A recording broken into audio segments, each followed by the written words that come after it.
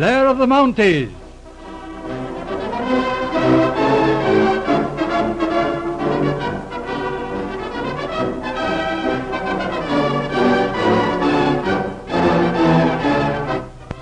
We present the 35th episode in Blair of the Mounties, being the second part of the mystery.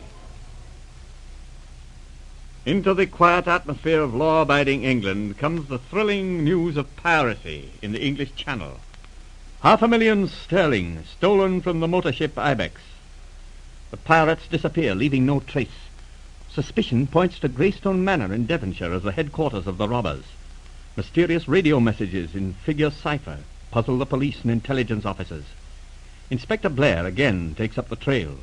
Our scene again opens at Astley Cottage, the home of Dr. Craig Holland, where we find Blair and McLean of the county police discussing the mysterious raid of the night before.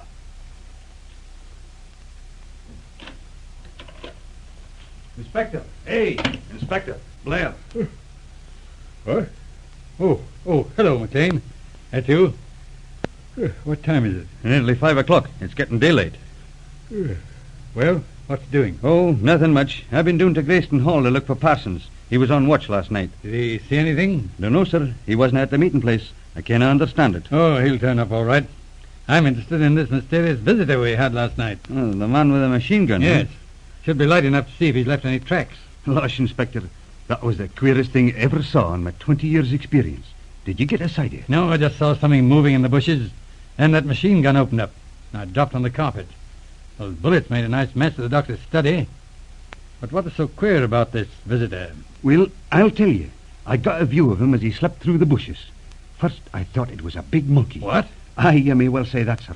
The fellow was dressed in a tight-fitting suit of green with a mask over his face. I saw him plainly in the moonlight. Good Lord, what a weird thing. Anyhow, let's have a look outside. It was over here, sir. Just off the gravel path. See if he left any tracks. Okay. Here you are, sir. This is where he stepped off the path. Jove, yes. That's a good print. Why, this fellow had no boots on. That's what I told you. He was dressed in a skin-tight suit of dark green from head to foot. Hold on, look at that mark of a seam round the outer edge of the foot. If this was Canada, I'd say he was wearing moccasins. Something like that, all right. Look, here's where he fired from. See? The empty shells. Yes.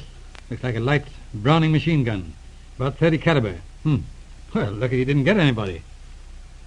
Really, McLean, this thing's getting beyond a joke. Looks as if the people in London are right, and there is something doing at Greystone Manor. But it couldn't be, sir. We've searched the whole place from cellar to attic, and there's nothing there. And where does this strange marauder come from? Why should he be after us? Must have something to do with these gold robberies. Aye, that's likely. Hello? Who's this? Oh, why, it's Commander Reed. Good morning, Blair. You're up early. Hello, Reed. What brings you down here? I came down by plane to Exeter. You heard about the second gold robbery? Yes. Hello? Who broke the window? Oh, we had a visitor last night. Treated us to a burst of machine gun fire through the window. Anybody hit? No. Fortunately, McLean saw him in time, but he got clean away. What sort of a man was it? Well, sir, it was queer. He was all in green. Wait a minute. Green, you say? In a close-fitting suit with a green hood? Aye, that's it, sir. What do you mean, Reed? I don't know, but wait till I tell you about this second gold robbery. The Altonia was stopped last night on the Irish coast.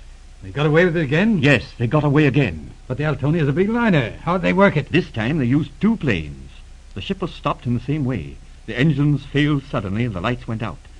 Then the planes closed in on the ship and dropped gas bombs. Gas bombs? Good Lord, that's a new one. Yes, the whole ship was filled with gas. Tear gas, apparently. Anyway, it didn't harm anybody. There were some of the bandits already aboard as before. They made for the strong room. There must have been 20 men in it again. Did they use the ship's boats? Yes, same as before. But here's the funny thing. These people wore a sort of green suit, just like this man you saw last night. Yes, apparently a sort of gas-proof clothing. Bulletproof, too. The third officer fired at one of them at close range. It didn't seem to bother him much. This is a bad business, Reed. I should say it was. The biggest thing we ever had to deal with since the war. Every destroyer available is out patrolling the channel. But we never got a trace of those people. After the robbery, they just vanished. And you're still getting those radio messages? Yes, the air was full of them last night. But we haven't been able to decode them yet. It's maddening to have this thing going on and not to be able to do anything. What about Greystone Hall, McLean? Nothing doing there last night, sir. We had men patrolling the roads. I haven't heard from Sergeant Parsons yet. Here's one of your men now, McLean. Yes? What is it, Meads? We found Parsons. What? You found him? You mean he's... Yes, he's dead. Shot through the head from behind. Where is he? Out by the backwater, just below the awl. Anything else? Not much. There was this here piece of paper in his hand. A leaf out of his notebook. Just a couple of words on it. Must have been trying to write something when he kicked off. Let's see it. Didn't have much time to write, evidently. What is it, Mac? Look in, and then there's an O, or maybe it's a Q. What do you make of it, sir? Let's see. Look in Q. I don't know. Doesn't help much. Better get someone who knows the district here. How many men have you, McLean? Oh, we got a dozen police between here and Coombe Seaton watching the road, sir. They're sending another lot from Plymouth this morning. But I don't see what we can do. Our men are unarmed, and this crowd seem to be pretty well heeled. All right. We'll attend to that. There'll be a landing party ashore from the Repulse in a little while. Now, tell me, where does Greyston Hall lie from here? You can see the chimneys over by the trees yonder in the valley, sir. I see. What's that water in the eastward there? That's the estuary of the River Tay, sir. Is this Greyston Hall on the river? No, sir. There's a backwater runs up to the hall, though. Meade here knows it better than I do. Yes, sir. It's an old backwater. Used to be a canal. Runs through the all grounds. Is it used at all? Not now, sir. Years ago, the barges used to go up there for stone. There's several old quarries along the bank, just below Greyston Hall. Quarries? I say, McLean, that might be what Parsons meant. Look in quarry. Sure enough. That's an idea. Well, I'll take a look around there this morning. All right, you better go ahead. Let me know if you find anything. I'll be inside with Commander Reed. Yes, sir. Well, what's the next move, Blair? Pretty hard to say. There are a lot of new factors to work out. Let's go over the whole situation, see what we've got. The first thing was that Ibex robbery. Yes, that was the first robbery, but not the first time we heard of this mysterious stopping of a ship. That's right. You mentioned the case of that cruiser in the Mediterranean. What was that? It was several months ago. The light cruiser Thetis, about 100 miles west of Malta, reported that her engine suddenly failed, from no apparent cause. No damage was done? No, it was daylight, a calm sea. A few minutes later, the power came on again, and she proceeded on her course. Any definite theory what this strange influence was? No. Naturally, there were all sorts of theories advanced, but nothing that explained the cause. It must be something that affects the electric power on a ship. Well, the Thetis was an ordinary oil-burning steam vessel, wasn't she? Yes, but the boilers are fed by electric pumps. I see. In the case of the Ibex, she was a motor ship. Yes, in that case it was the electric power again. The engine stopped, the lights went out, and she was helpless. And that was the first time these people tried the piracy stunt. Yes, of course. That was a fairly easy job compared with this last robbery. They had their men aboard. The ship was passengers. Then the ship stopped. All they had to do was to deal with a few members of the crew that were on duty, transfer the gold to the boats, and the job was done. All except the getaway. As far as I can see, that was the easiest thing of all. You're convinced they were using a submarine? Not much doubt about that. It couldn't be anything else. And if that is correct, this mysterious neutralizing power must come from that submarine. Of course. We'd give a lot to get hold of that craft. To find out how they managed to stop a big ship would be worth a lot more to us than the gold they've stolen. Yes, that's right enough. And on that theory, we have the modus operandi. This submarine gets into position right ahead of the ship, turns on the power and stops the ship. Yes, then the robbery occurs. The robbers take to the boats, pull clear of the ship. Then the power's switched off and the ship proceeds on her course. Yes, the rest is simple. The submarine picks up the men and the gold. The boats are set adrift, and that's all. There's just one thing that is important to us. What's that? This submarine must come to the surface to pick up those men. I see. You mean that would be the opportunity for getting the submarine? Certainly. You see, there's a lot of gold moving just now. Practically every westbound liner carries bullion. But what about this last case of the Altonia? It is the most serious of all. I should say it was. It points to a highly organized system and a carefully worked-out time schedule. Every one of these men knew his job, and the thing worked perfectly. That confirms, or it tends to confirm, our theory that this work is done by a nation and not an ordinary gang of bandits. Exactly. Something entirely new in history. But the baffling thing is still the question of the getaway. Where did those planes come from, and where is that submarine? That becomes of all these new men between times. They're certainly working fast. 2 robberies in 3 days, and here we are without a single clue that leads anywhere. I don't know, Blair. I think we're pretty warm here at Coombe Seaton. That man who came last night is undoubtedly one of the crowd that handles these robberies. Funny they should take a risk like that. That's funny, all right. Yet it's understandable. It points to one thing. What's that? That they're not through with these robberies, and that they're playing for time, doing everything to upset any chance of detection till they finish this series of raids. It also tends to confirm your idea that their headquarters is down here somewhere. Let's concentrate on that, then. What do you get out of these minor occurrences? The raid on this house last night.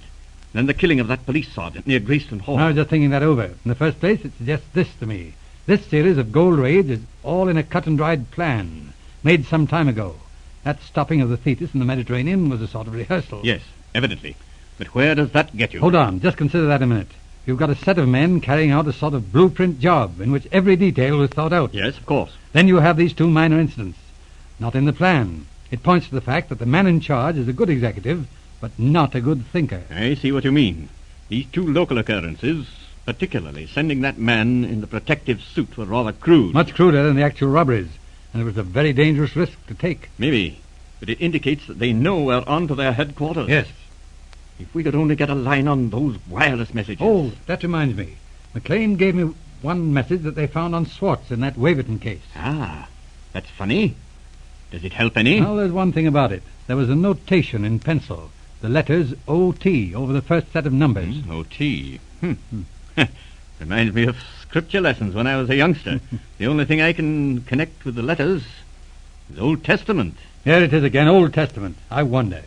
There must be a Bible around here somewhere. Yes. Here's one in the book here. Got an idea? Just a long shot. Got one of those messages? Yes. Here's the last one we picked up. Just a mass of figures like the rest. All right, give me the first few figures. It starts with 1. Stop. 3. Stop. 47. Stop. All right, let's try that. 1, that would be Genesis. 3. No, that's no good. I thought it might by some wild chance be a Bible cipher. I see. Try New Testament. Oh, it's rather ridiculous. They'd never use such a simple... Hold on. Give me those numbers again. 1, 3, 47. Good Lord, it might be. That's the word prepare. What's the next number? 40. And then a string of single figures. That's the word to. I say, Blair, you don't really mean to say Yes, that... I do. We've got the key to that code. You have listened to episode 35 in Blair of the Mounties. The third and concluding episode in the mystery of the Ibex will be heard in episode 36 of the series.